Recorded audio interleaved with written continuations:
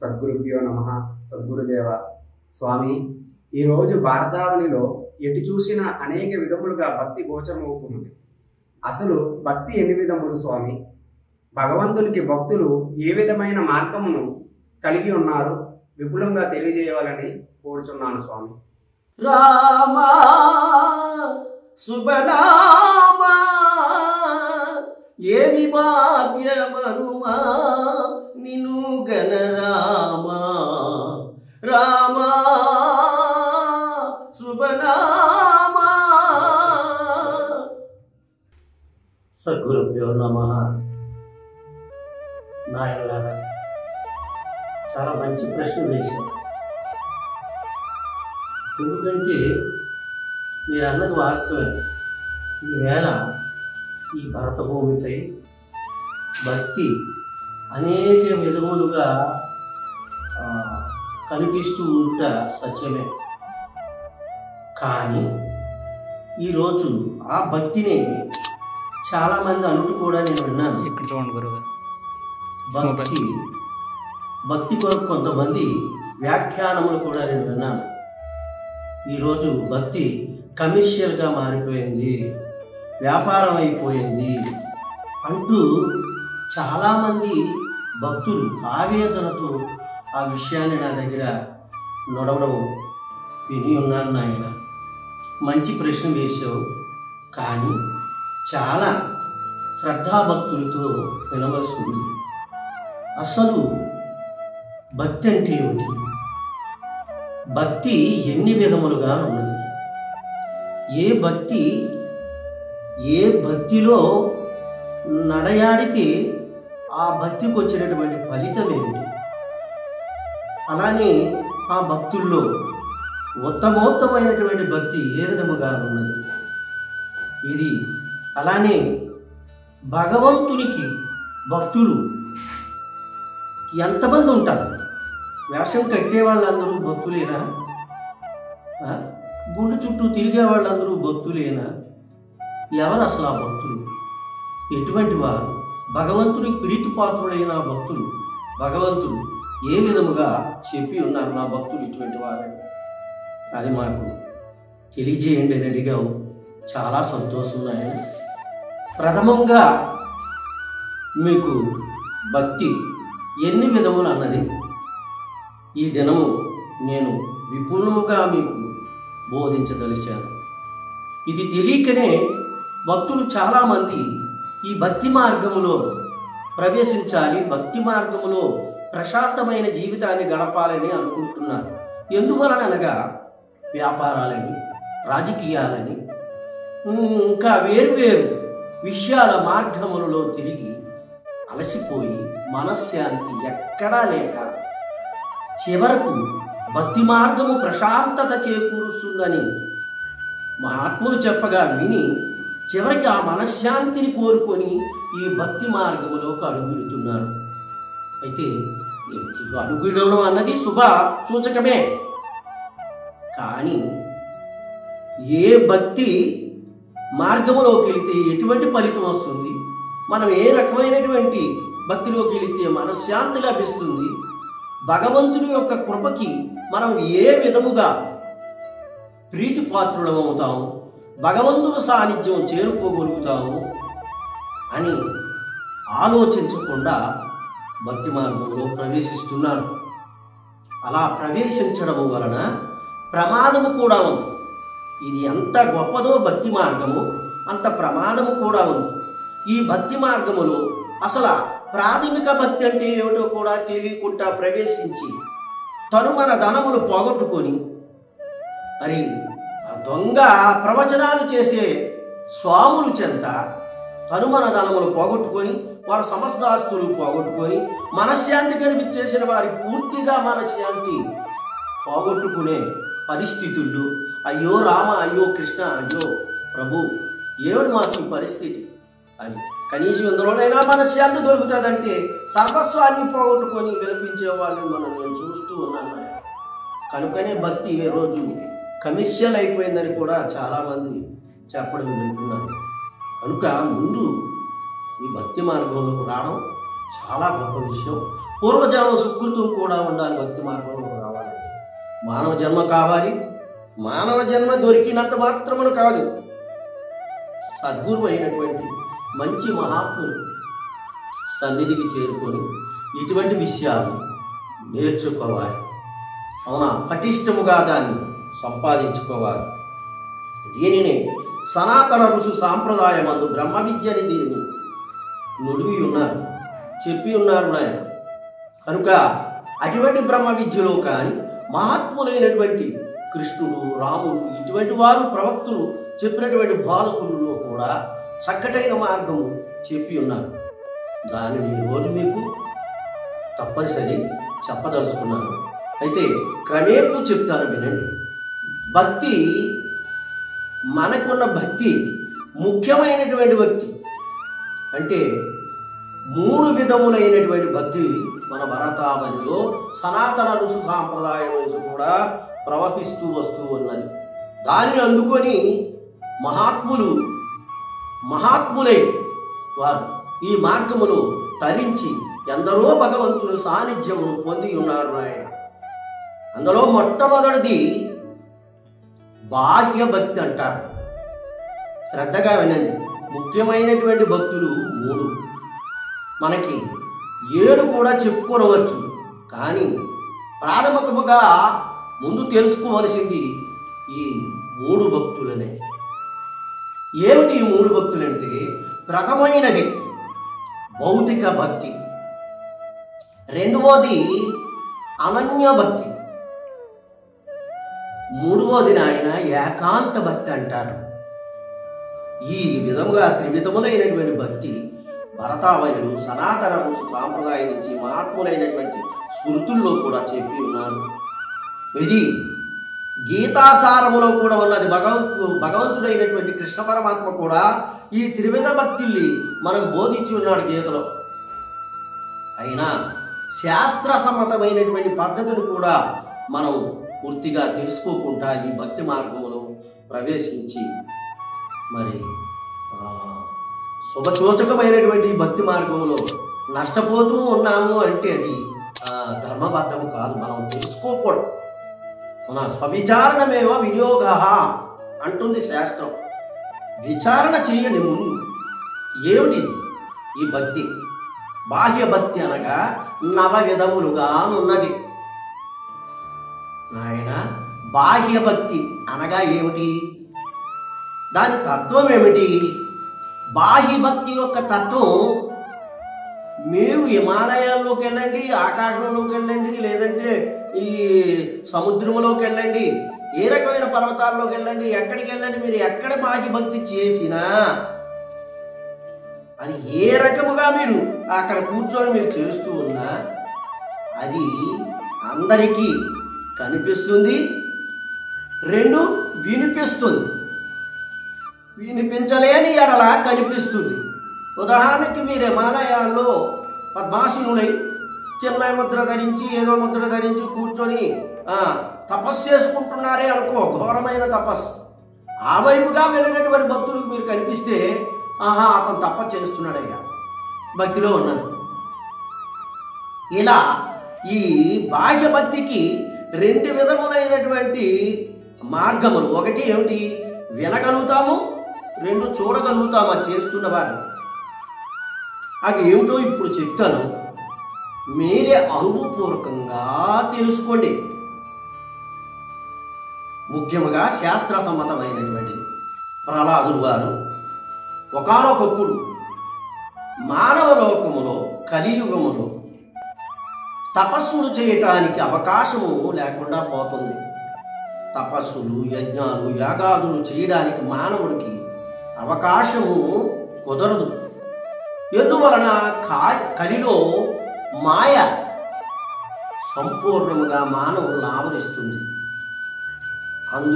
అందువలన ఈ మాయ ఏ విధముగా మొట్టమొదట ఆవరిస్తుందంటే పుట్టకతోనే ఆవరిస్తుంది. ఏమిటది? ఆకలి. ఏమిటది? ఆకలి. అయితే కృత, త్రేత, ద్వాపర యుగాల్లో ఆకలి లేదా? గురువు గారు ఈ కలియుగంలోనే ఉందా మానవులకి? మరి ఆ యుగాల్లో లేదా? ఆ యుగాల్లో కూడా ఉన్నది. కానీ ఆ యుగములలో ఈ కలియుగము యొక్క ప్రవర్తన ఏదైతే ఉందో, ఏ పదముగా ఏ పద్ధతిలో ఆహారమును సంపాదించుకోవాలో ఈ కలియుగములో కలిగి ఉన్నటువంటి పద్ధతులు కృత త్రేత ద్వాపరములలో లేవు. అక్కడ లేవు. అక్కడ ఏమిటంటే ఎక్కడో ఇంత గుడిసు వేసుకొని, ఇంత ఆశ్రమం కట్టుకొని, ఆ చెట్టుకున్నటువంటి 4 కాయలు తిని జీవితాన్ని సాగిస్తూ భగవంతుని అన్వేషణ చేసేవారు ఆ కాలములో. అంతేగాని భుక్తి కోసము వ్యాపారాలు, అనేక వ్యవహారాలు, మాయలు, మంత్రాలు, టక్కు, టమార, గజకర్ణ, గోకర్ణ, అనేక రకమైన మోసాలు, దగాలు చేసి ఈ దినము భుక్తిని సంపాదించుకుంటూ కలియుగములో సాగుతున్నటువంటి పద్ధతులు ఆ యుగములలో లేవునా. ఎక్కడో ప్రశాంతంగా ఆశ్రమం కట్టుకొని అక్కడ కూర్చొని భగవంతుని అన్వేషణ చేస్తూ ఆ యుగములలో అంతా కూడా ఎక్కువగా భగవంతు అన్వేషణలోనే జనులు గడిపేవారు. తపస్సులని, యజ్ఞాలని, యాగాదులని ఈ విధముగా దాన ధర్మములు కూడా అత్యుత్తముగా చేసేవారు ఒక్కొక్కరు. ఆ కాలంలో రాక్షసుడికైనా, వాడు రాక్షసుడైనా సరే దాన ధర్మాలు చేస్తూ ఉండేవారు కొంతమంది. ఎవరో గతి తప్పితే తప్పవచ్చును కానీ చాలా ధర్మ మార్గములుగా వెళ్ళేది. అయితే మన శాస్త్ర సమ్మతంగా చెప్పాలంటే కృతయుగములో చతుర్విధములుగా ధర్మ మార్గం పాదములు కలిగి ఉన్నదని, త్రేతాయుగమందు త్రివిధ పాదములు కలిగి ఉన్నదని, మరి ద్వాపరయుగమందు ద్వైపాదములు ధర్మం కలిగి ఉన్నదని, కలియుగములో ఏకపాదమే ఉన్నదని చాలామంది చెప్పడం శాస్త్రములో కూడా తెలియట మనకు కనిపిస్తూ ఉంది. కనుక ఈ విధముగా ఈ కలియుగములు ఆ యుగాలులాగా కాకుండా ఈ యుగాలలో భుక్తే ఒక పెద్ద తపస్సు. పొద్దున లేచిన మొదలు భుక్తే. లేవడంతోనే భుక్తి మార్గము మనకి ఎదర గోచరం అవుతుంది. పారిపోవాలి, ఎక్కడికి వెళ్ళి ఏదో రకంగా భుక్తిని సంపాదించుకోవాలి అని ఆలోచిస్తున్నారే కానీ నేను సంపాదిస్తున్న భుక్తి మార్గము నేను పాపిష్టి మార్గంలో వెళ్తున్నానా, లేదు ఈ ధర్మ పద్ధతిలో వెళ్తున్నానా అన్న ఆలోచించే పద్ధతులు లేవు. మనకు భగవానుడు కృష్ణుడు చెప్పాడు, ధర్మ అర్థ కామ మోక్షములని చతుర్విధ పురుషార్థకములు మానవుడికి ప్రసాదించారు అర్జున అని చెప్పుకోవచ్చు. మరి ఆ మార్గములలో వెళ్తున్నామా మనం? లేదే. ఈ దినం భుక్తి పెద్ద తపస్సు అయిపోయింది ఈ కలియుగంలో. కనుకని ప్రహ్లాదులు వారు ఈ విషయమై కలియుగంలో మానవాళికి తపస్సులు చేసే భాగ్యము, యజ్ఞయాగాదులు చేసే భాగ్యము, మహద్భాగ్యము కలగకపోవచ్చు. కలి ప్రభావం చేత వాళ్ళు చాలా కష్టాలు పడతారు. కనుక వారు భగవంతుని చేరుకోవాలంటే సునాయాసమైన మార్గము కావాలి. ఏమిటా సునాయాస మార్గం అన్న విషయాన్ని ఎంతో త్యాగనిరతితో మహాత్ముడైనటువంటి ప్రహ్లాదులు వారు మనకు ఆ మార్గమును నవవిధ భక్తుల ద్వారా, బాహ్య భక్తి ద్వారా మనకు అందజేశారు. ఈ విషయాన్ని ప్రాథమికంగా ప్రతి భక్తుడు ముందు తెలుసుకోవాలి. ఊరకనే నేను పెద్ద పండితుడిని అయిపోతాను, పెద్ద బాబాని అయిపోతాను, పెద్ద స్వామిని అయిపోతాను, పెద్ద గురువుని అయిపోతాను అన్న ఆలోచనతో ముందుకు వెళ్ళావా ఈ విషయం తెలియకుండా ప్రాథమికంగా మనం ఎంత గొప్పవారమైనా ఈ ధరణి స్థలం మీదే నిల్చున్నాం. ఈ ధరణి స్థలం లేకపోతే నిలబడుట కష్టం. అందుకే నేను పెద్దలు అన్నారు, బంగారు పిల్లలకైనా గోడ తీర్పు కావాలి, ద్వైత భక్తి కావాలా. ద్వైత, విశిష్ట ద్వైత, అద్వైత భక్తులనే త్రివిధములుగా మహాత్ములు మనం ముందుకిచ్చారు. కనుక ఈ ద్వైత భక్తి నవవిధ భక్తులు. ఈ ద్వైత భక్తే బాహ్య భక్తి. ఈ బాహ్య భక్తి కనుకొని దీనిలో వేషాలు ఎన్నున్నాయా తర్వాత చూద్దాం. ముందు ఈ బాహ్య భక్తి అంటే ఏమిటో మాకు ప్రహ్లాదులు వారు ఎలా చెప్పారు అది కాస్త మాకు విపులముగా తెలియజేయండి అని గురుగారు అన్నారు. తప్పనిసరి చెప్తాను, వినండి. శ్రవణంబు కీర్తన స్మరణంబును పాద పద్మసేవనంబును అర్చన విధంబునన్ వందనంబు దాస్య బంధవంబును సఖ్య విధంబును ఆత్మనివేదంబునన్ నవవిధ భక్త జనిత విజ్ఞానంబునన్ విష్ణుమూర్తినే నమ్మి మిగుల నిరతరంబులే మృషాపతి ధనదారాది భ్రాంతులను మోసపోవక రమ్మంతా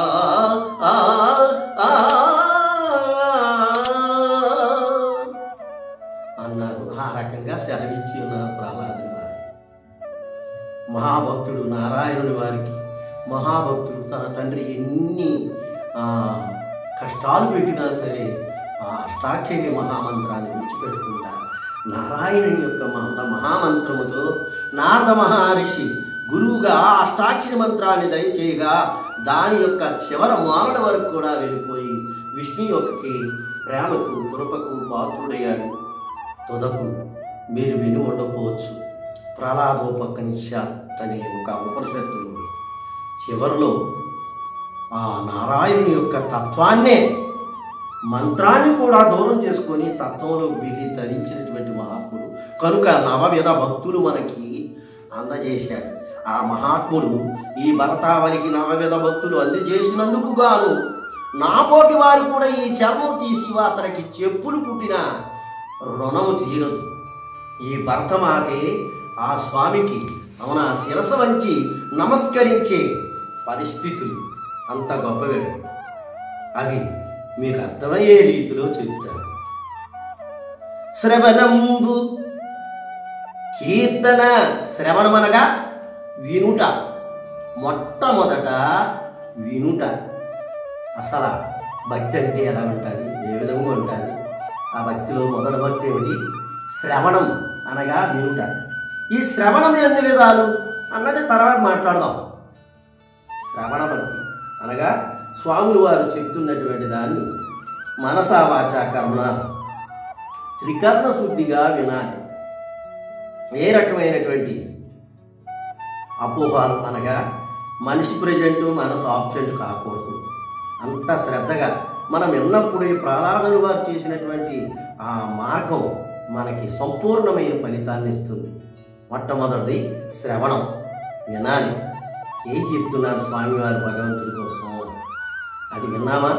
శ్రవణం. కీర్తన అనగా పాడుట, పాడాలి. భగవంతుని యొక్క నామాన్ని అనగా మాలగా చేసుకొని అతన్ని కీర్తించాలి. కనుక అటువంటి నామాలు కీర్తన చేసుకొని పాడాలి. పాడుతూ ఆ స్వామి యొక్క కృపా కటాక్షాలకి పాత్రుడు కావాలి. అది కీర్తన. అందుకు ఒక కీర్తన, చిన్న కీర్తన వినిపిస్తాను. చిన్నదే, 2 ముక్కలు. రామా శుభనామా ఏమి భాగ్యమనుమా నిన్ను గణరామా రామా శరణాగతనా మొరవిని నీవే గురుదేవునిగా దయచేసేవే శరణాగతనా మొరవిని నీవే గురుదేవునిగా దయచేసేవే తిరుగురాని మరుగులు దెల్పేవే తిరుగురాని మరుగులు దెల్పేవే పరముల సంగీతివే రామా శుభనామా. ఆ విధముగా భక్తుడు కీర్తనము చేయాలి. ఇది 2వది. శ్రవణము, కీర్తనం. స్మరణము అంటే స్మరణ. అది ఎన్ని విధములు అంటే త్రివిధములుగానున్నది. అది కూడా చెప్తాను. త్రివిధములుగా అంటే ఏమిటి? కాయిక అనగా గట్టిగా నోటితో నామాన్ని, దైవనామాన్ని జపించుట. కాయిక. వాచక అంటే శబ్దము లేకుండా పెదవులతో, 2 పెదవులతో నామాన్ని ఉచ్చరించుట. 3 ఇంకోటి ఏమిటది? 3 మానసిక అనగా పెదవులు శబ్దము లేకుండా అంతర్ముఖంగా మానసికంగా నామాన్ని స్మరించుట, ఇది త్రివిధములు. అయితే ఈ త్రివిధములలో భేదం ఏమిటో అది కూడా మీకు సంపూర్ణముగా తెలియజేస్తాను. శబ్దముతో దైవనామము చేసేటప్పుడు మీకు 100 రెట్లు పుణ్యఫలము లభించవచ్చు. ఇందులో భేదము చెప్తున్నాను. శబ్దముతో అనగా కాయిక భక్తులు, కాయికముగా శబ్దముతో మీరు దైవనామాన్ని ఉచ్చరించినప్పుడు 100 రెట్లు పుణ్యము మీకు లభించవచ్చు. కానీ వాచకముగా ఒక్క మారు అంటే ఈ 100 రెట్లు పుణ్యము కలిసి వచ్చేస్తుంది.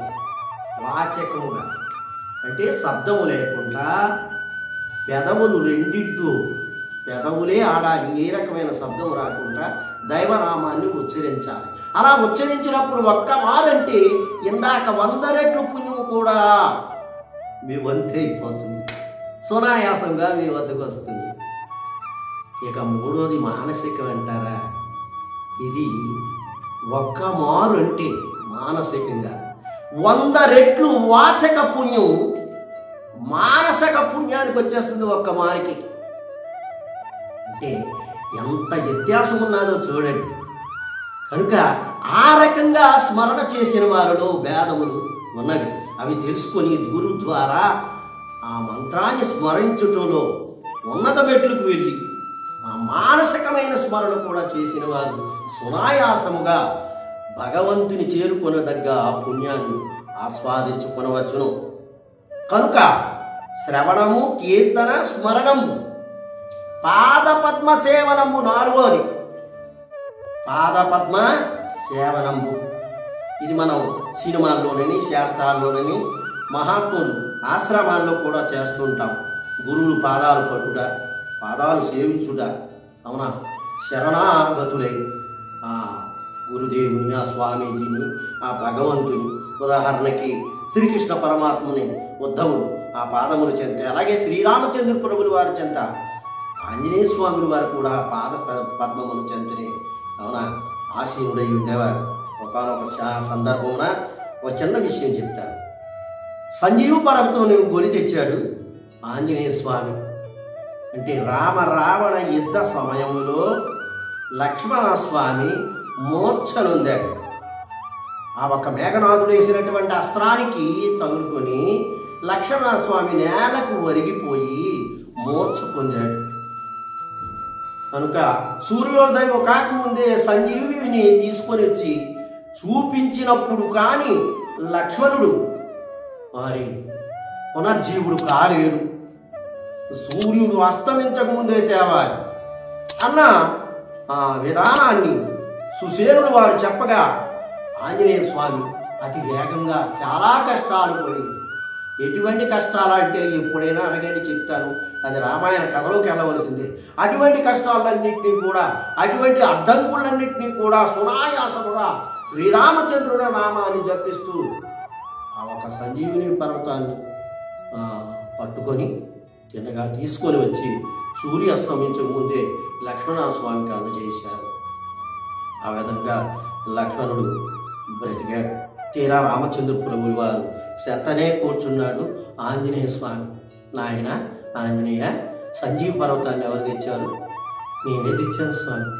మరి తెచ్చావు కనుక ఆగమేఘాల మీద వెళ్ళి తెచ్చావు, అలుపు అంటూ ఉంటుంది, ఆవేశం అంటూ వస్తుంది కదా నాన్న అలా అక్కడికి వెళ్ళి విశ్రాంతి తీసుకో, సుగ్రీవుడిలాగా విభీషణుడిలాగా విశ్రాంతి తీసుకో అనగా, లేదు స్వామి, మీ పాదార విందముల నుంచి కాస్త దూరం వెళ్తే నన్ను మాయ ఆవరిస్తుంది కనుక నేను ఇక్కడే కూర్చుంటాను, నాకు అనుమతి ఇవ్వండి అని ఆ పాద పద్మముల చెంతని ఆంజనేయుని వేళ అలా కూర్చోవడం అన్నది మన చరిత్రలో వింటూనే ఉన్నాం. కనుక సాష్టాంగ నమస్కారం అనగా ఏమి?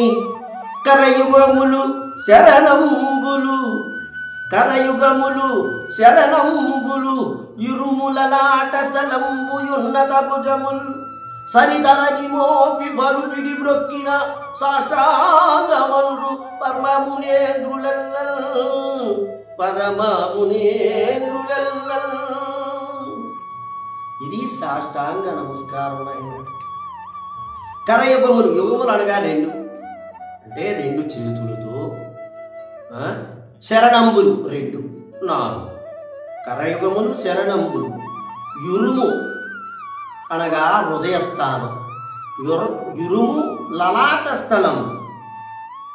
కరయుగములు, శరణంబులు, యురుము లలాట స్థలంబులు, ఉన్నత భుజములు రెండు. అవునా? లలాట స్థలము. కరయుగములు, శరణంబులు, యురుము లలాట స్థలంబు, ఉన్నత భుజములు. సరిధరని మోపి బరువిడి మ్రొక్కిన, బరువిడి మ్రొక్కిన, బరువిడి మ్రొక్కిన అనగా చాలా మంది మనం గురువులకి, మహాత్ములకి, స్వామికి, దేవుడికి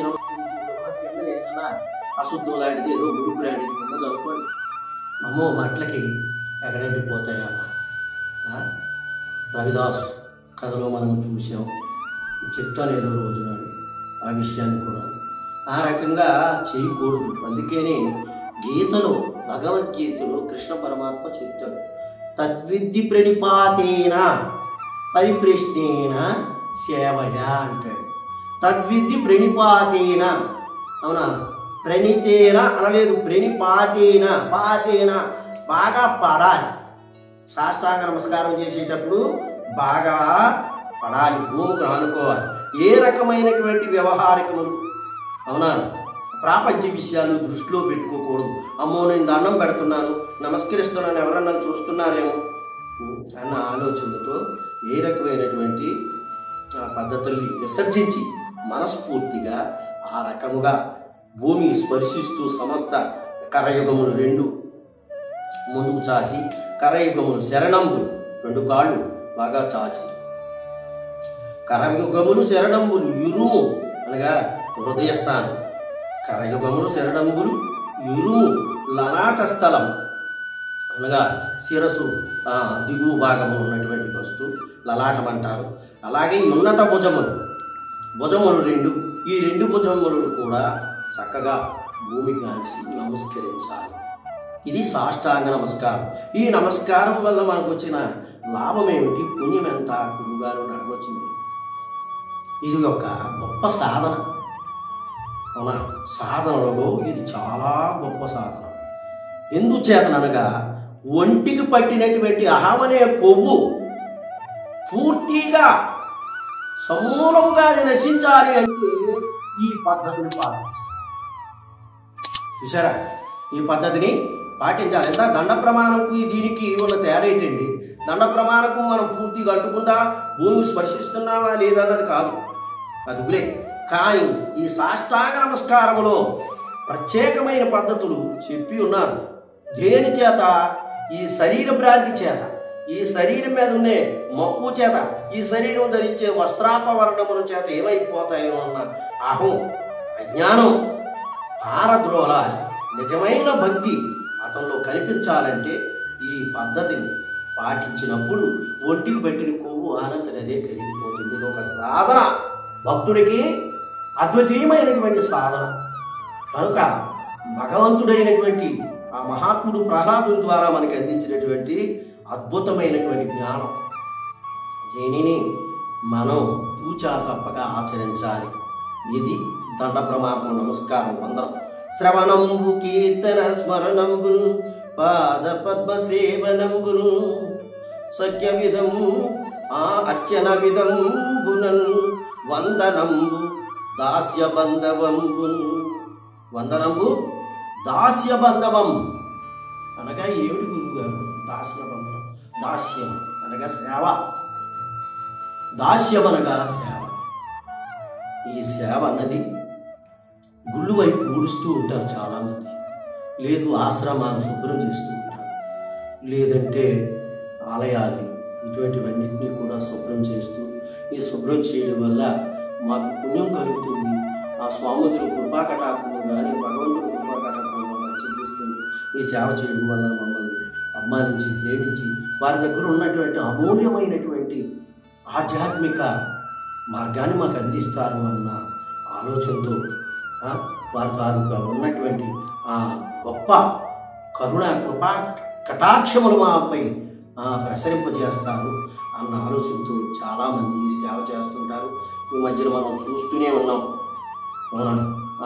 తిరుమల వెంకటేశ్వర స్వామి ఆలయాల్లో సేవకని, అన్నవర సత్యనారాయణ స్వామి ఆలయాల్లో సేవకని, ఇలా అనేక రకాల సేవలకి కార్యక్రమాలకి భక్తులు వెళ్ళుట మనం చూస్తూనే ఉన్నాం. కీర్తన స్మరణము పాదపద్మ సేవనము అర్చన విధము. అర్చనమనగా భగవంతుని చోడచోపచార పూజ ద్వారా, మంత్రాల ద్వారా అర్చించుట. చోడచోపచార 16 నియమాలు పెట్టారు మనకి చోడచోపచార పూజ ఏ దేవునికైనా. అప్పుడు ఆ పూజ చేసేటప్పుడు మనం అర్చన గావిస్తుంటాం. ఓం కేశవాయ స్వహ, మాధవాయ స్వహ, నారాయణ స్వహ ఇట్లాగ అర్చన చేయాలి. చేసి ఆ భగవంతుని కృపా కటాక్షాలకి మనం పాత్రులు కావాలి. ఇది అర్చన విధం. కాస్త పట్టు బట్టి మనం అందులో ప్రవేశించినప్పుడు తప్పనిసరి ఇటువంటివన్నీ వస్తాయి. శ్రవణము, కీర్తన, స్మరణమును, పాదపద్మ సేవనమును, అర్చన విధమును. 6వది వందనం. ఈ వందనం నేనైతే 3 విధములుగా చెప్తాను. అంటే అందరికీ అనుకూలంగా ఉండేటట్టే చెప్పాలి. వందనము అనగా ఏమిటి గురువుగారు? ఈ వందనం ఎన్ని విధాలు? దీన్ని మామూలుగా దండ ప్రమాణం అంటారు. విధములైనటువంటి పద్ధతిలో సాష్టాంగ నమస్కారం అని కూడా అష్ట అనగా 8 సాష్టాంగ నమస్కారం అని కూడా అంటారు. ఇది స్త్రీలకి నిషిద్ధమైనటువంటి, స్త్రీమూర్తులు చేయకూడదని శాస్త్రమే చెప్తుంది. ఇక ద్వాదశీ నమస్కారం. ఈ వందనములో ద్వాదశీ నమస్కారం. మొట్టమొదటి దండ ప్రమాణకం అనగా కాళ్ళు అన్నీ నిటారుగా ఉండి, నిటారుగా పెట్టి చేతులతో కూడా శిరస్సుపైకి వెళ్ళిపోయి, చేతులు కూడా వెళ్ళిపోయి నిటారుగా 2 చేతులు జోడించి భగవంతుడు నమస్కరిస్తూ లోన మనసులోనే దండం పెట్టుకోవాలి. ఇది ప్రాథమికమైనటువంటి నమస్కారం. రెండవది ఏమిటి? సాష్టాంగ నమస్కారం. అంటే ఏమిటి గురువు గారు? ఇది ఒక్కొక్కరు ఒక్కోలా చెప్పొచ్చు, కానీ శాస్త్రసమ్మతమైన పద్ధతిలో చెప్తాను. సఖ్య విధంబున. సఖ్యం అనగా స్నేహం. స్నేహం అంటే ఏ విధంగా ఉంటుంది గురువుగారు? ఏ విధంగా స్నేహం భక్తి అవుతుంది అనగా, ఇక్కడ మనకి ద్వాపర యుగంలో శ్రీకృష్ణ పరమాత్మ, అర్జునుడు వారు ఇద్దరు స్నేహితులులాగే తిరిగేవారు. స్నేహితులు వలె ఇద్దరు తిరుగుతూ అర్జునుడు వారు శ్రీకృష్ణ పరమాత్మని చెంత చాలా గొప్ప విషయాలు నేర్చుకుంటూ చివరికి అతని ప్రీతిపాత్రుడై గీత వంటి మహత్తరమైనటువంటి జ్ఞాన భాండాగారాన్ని మనకి అందిపుచ్చుకున్నాము ఈరోజు. అంటే అది అర్జునుడి వారి ద్వారానే. శ్రీకృష్ణ భగవానుడితో స్నేహితుడుగా నడిచి అతను కృపా కటాక్షములకు పాత్రుడై ఆ తదనంతరము భగవంతుని యొక్క దివ్య జ్ఞానామృతమును భగవద్గీత ద్వారా అందుకోగలిగాడు. అదేవిధంగా ఆ గీత ఈరోజు యావత్ ప్రపంచానికి శిరోధార్యమై మహామహులు సైతం గీతను చదవకుంటా ఎవరు కూడా మహాత్ములు కాదే లేదు, గీతను వినకుంటా ఎవరు మహాత్ములు కానే కాదు. అంత గొప్ప జ్ఞానాన్ని మనం పొందగలిగాం. కనుక స్నేహభక్తి అంటే గురువులతో స్నేహితులు వలె తిరిగి వారి దగ్గర ఉన్నటువంటి గొప్ప జ్ఞానామృతమును మనం పొందవచ్చు. ఇది 8వది. శ్రవణంబు, కీర్తన, స్మరణంబును, పాద పద్మ సేవనంబును, అర్చన విధంబును, వందనంబు, దాస్య బంధవంబును, సఖ్య విధంబును, సఖ్య విధంబును, ఆత్మ నివేదంబును. ఈ వీడియో మీకు నచ్చినట్లయితే లైక్ చేసి నా ఛానల్ ని సబ్స్క్రైబ్ చేయండి.